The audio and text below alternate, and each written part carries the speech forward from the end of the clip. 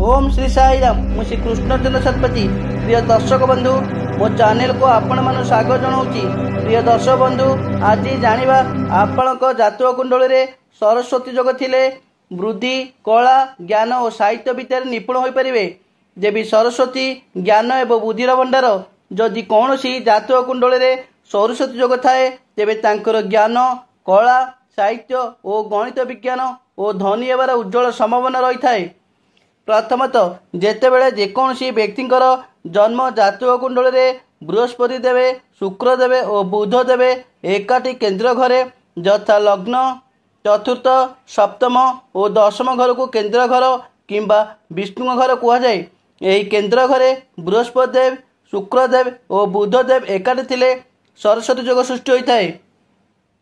द्वितीयतः जेतेबेले जेकोसी व्यक्तिंकर जन्म जातक कुंडली रे बृहस्पति देव शुक्रदेव और बुधदेव एकाठी त्रिकोण थिले यथा लग्न पंचम नवम घर को त्रिकोण घर किंबा लक्ष्मी घर कहुए।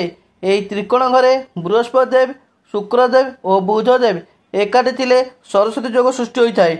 यह व्यतीत जन्म जातक कुंडली रे चतुर्थ घर शिक्षार घर पंचम घर बुद्धिर घर और सप्तम हूँ शिक्षा और क्यारियर द्वितीय घर नवम घर हूँ ज्ञान और उच्च शिक्षार घर और दशम घर हूँ क्यारियर घर। यही घर मानक जदि बृहस्पति देव शुक्रदेव और बुधदेव एकाठी बसी सरस्वती योग सृष्टि होता है। सरस्वती योग जो व्यक्ति कुंडली अच्छी से मैंने ख्याति ओमान सम्मान अर्जन करथांती और सरस्वती योग थिले कलाकार और संगीतज्ञ होइथांती।